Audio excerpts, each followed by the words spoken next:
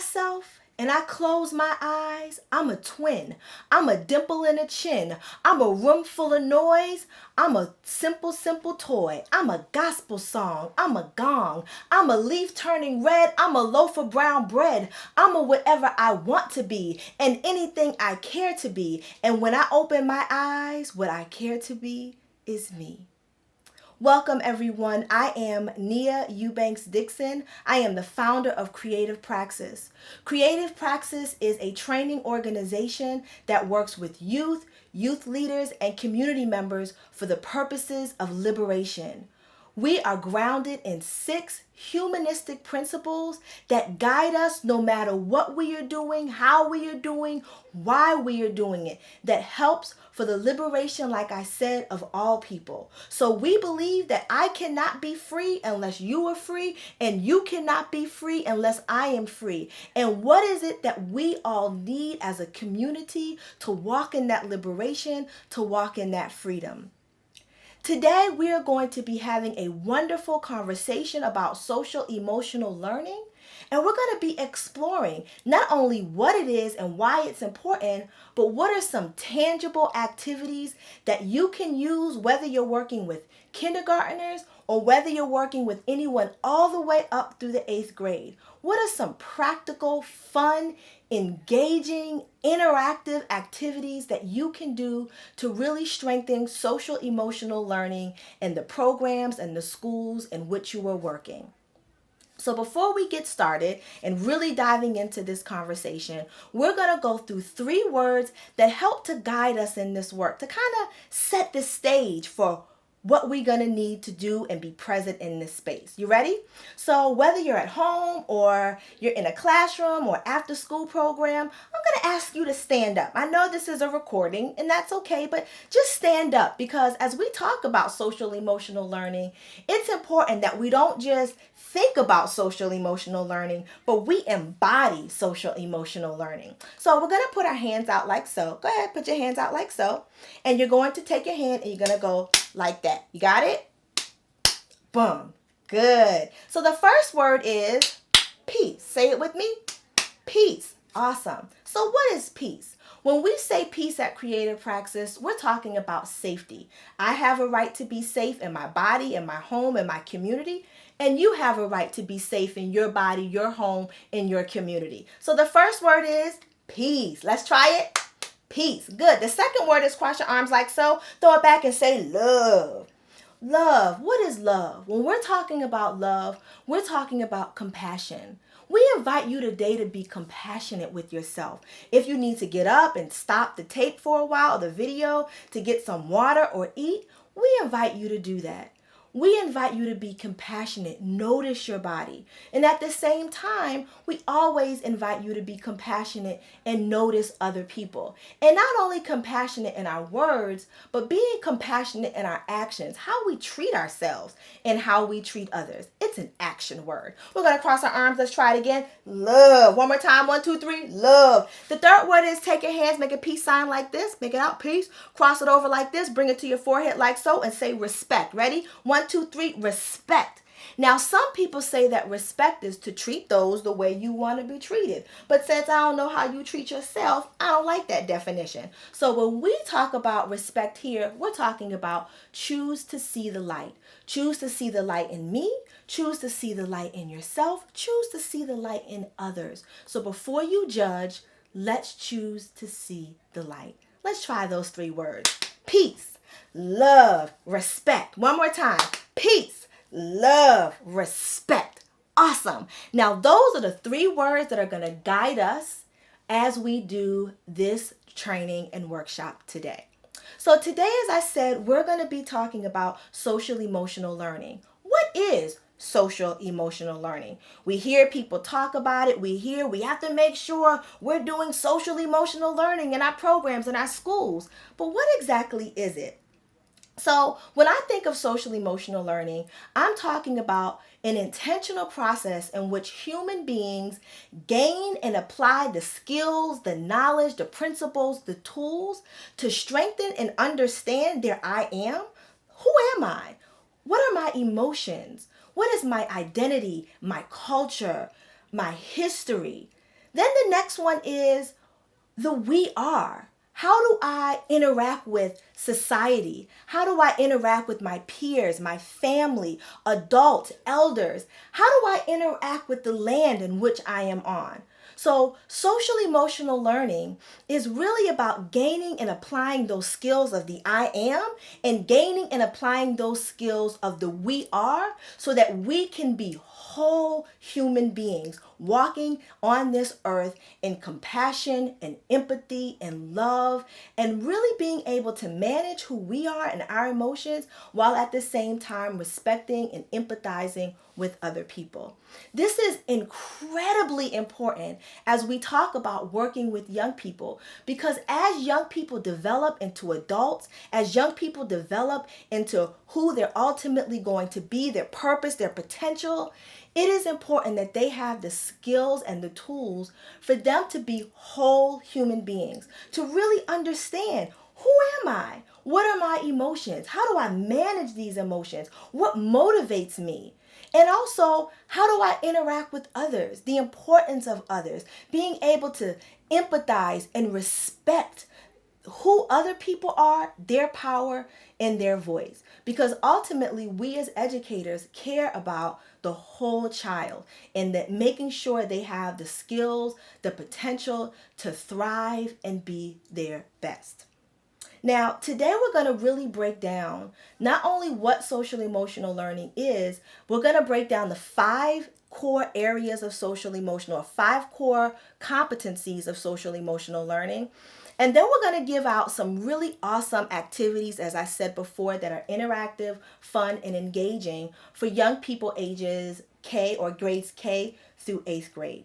Now, before we can start the conversation around social emotional learning for other people and for young people, it's really important for us to talk about what social emotional learning is and how it impacts you. Where are you with gaining the skills, the tools, and the strategies to strengthen your own social emotional learning?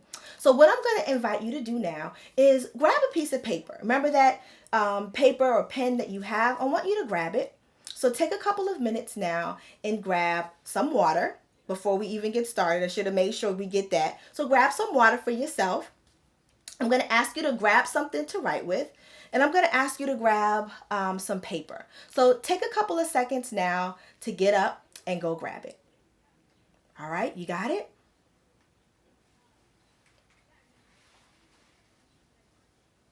Good. So on the back of that paper, you have your paper. I want you to write the 5 areas or competencies of social emotional learning. So one is self-awareness, right? Being aware of your I am, your emotions, how you interact with yourself, your identity, your culture, your history.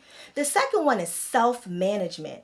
Being able to regulate your emotions, your behaviors, your thoughts, understanding stress, and then being able to motivate yourself and set goals. So that's the second one, self-management. We're writing these down. So the first one is what? Self-awareness. The second one is self-management. The third one is social awareness. This is about being able to take the perspectives, ideas, and opinions of others that are maybe similar to you, but also that are different from yours, who are in your family or in your community, but also from people who maybe are from diverse backgrounds as you. It's also about your ability to notice body cues. Notice when someone is saying yes, and notice when someone is saying no, or when someone is saying, I don't know, and being okay with noticing what those social cues are. The fourth one is about responsible decision making.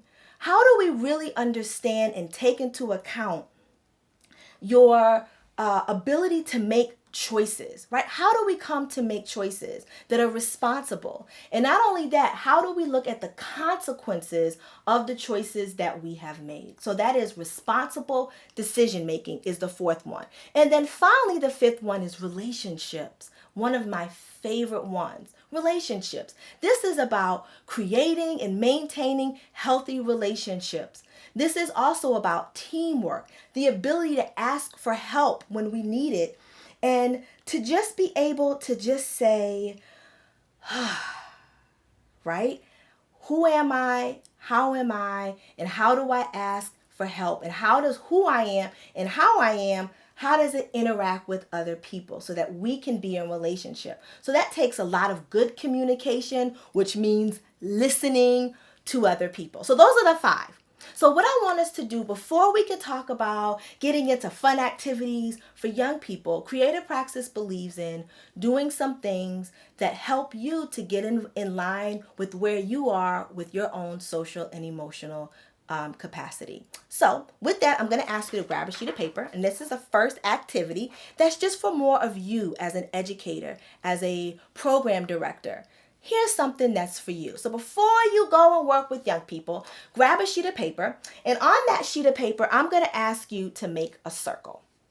You got it? Now I'm going to do this with you. So we're going to make a circle. Then you're going to take it and you're going to make a line down from the center, and it looks like this. You got it? Then you're going to do a line across. So it looks like this.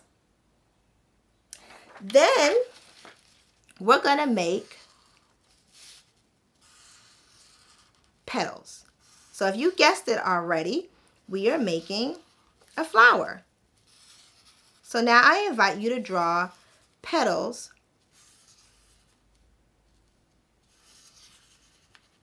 on your flower. So it looks like this. Now you can do it differently. It does not have to be like this, but I'm going to invite you to make your own special flower. So now I'm going to invite you all to do 3 things with this flower. Really, this comes out of the Eloise Greenfield poem that I did in the beginning. Remember that poem I did? When I'm by myself and I close my eyes, I'm a twin, I'm a dimple in a chin. Remember that poem? Well, we're going to do something very much in line with that poem that really just has to do with us really reflecting on what we love about ourselves, because what I care to be is me. So what do we love about ourselves? What do we love to do when we're by ourselves? What are the things we love to do about other people? Or what do we love, rather, about other people? So what I'm going to ask you to do is 3 things. The first thing is we're going to take the flower, and at the root of the flower, we're going to write 3 things that you love about yourself. What are 3 things you love about yourself? Take a couple of minutes now and just write that down. Get it? 3 things. Awesome. So now I'm going to ask you, in the stem of the flower, this part right here, inside you can make it a round. Remember, there is no wrong answer. Full of value, free of judgment. What are 3 people in your life that loves you and supports you? I want you to name 3 people in your life that loves you and supports you. Go ahead and name those 3 people.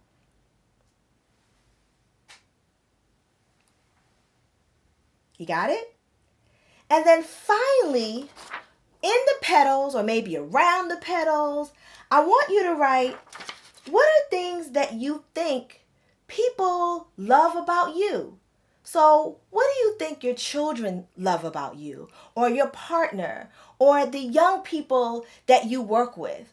What do they think about you? What do they say about you? What do you think they say about you? That's important. Out of all that goodness that's flowing out of you, from how you love yourself, from how other people are loving on you, what would you say that people love about you?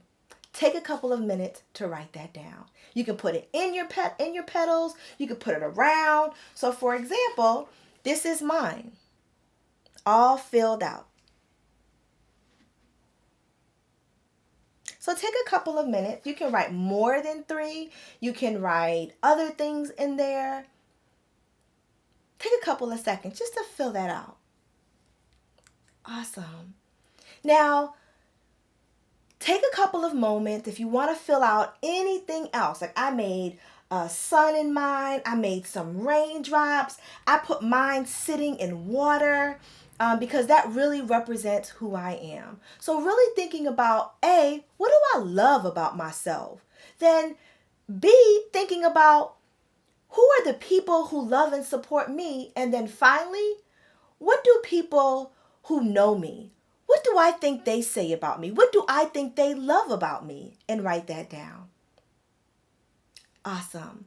So as I said before, it is so important for us as educators, youth directors, people who work in programs, before we can talk about social emotional learning for the young people that we work with, we also need to make sure that we're talking about social emotional learning for ourselves, our strategy, our growth. Because ultimately, young people are seeing us. They are looking at us for examples. They are looking at us to see what we do, how we do it, and why we do it. So we're about to get started on these 5 core competencies of social emotional learning. We're about to talk about what they are, why they're important, and I'm going to give you some fun, interactive tools that can make this happen. Before we get started, there are just a couple of things that I'm going to ask you to do and think about before you can do any kind of social emotional learning activities.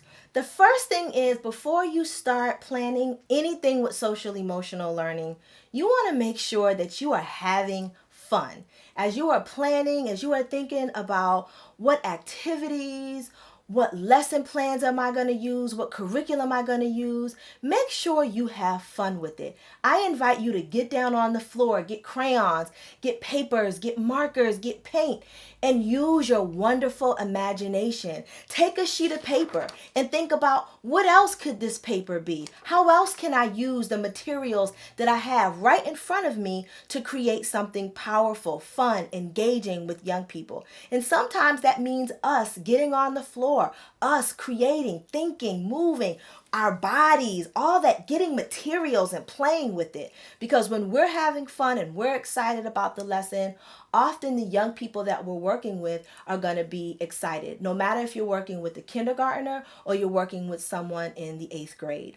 The next thing is, this is a special word, and I need you to remember this word. So I'm actually going to write this down. So write down the first one: have fun, plan, creativity. That is important. The second one is, write this down. It is a special word. This word is Google. Google. Don't be afraid to Google it. There are so many wonderful activities, free lesson plans online that really showcase powerful things that you can do that are age and appropriate, that are developmentally appropriate for the young people that you're working with. So don't forget to Google. Finally, find a partner that you can brainstorm with. I never brainstorm by myself.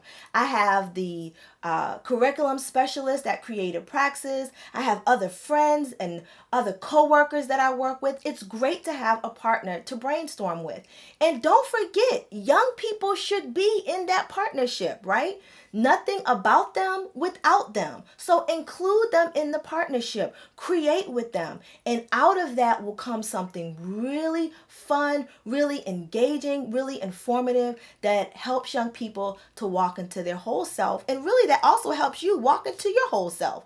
And then finally, the last one is, it's okay to make mistakes. It's okay to try an activity, and maybe that activity didn't work out the way that you thought it was, but that's okay. Again, it shows young people that we too are not afraid to make mistakes, and that we can learn from our mistakes and keep it pushing. So remember, those are the things that I'm going to invite you to do before we get started. So y'all ready to go? All right, let's go to the first one. The first one that we're going to be talking about is self-awareness. Let's go!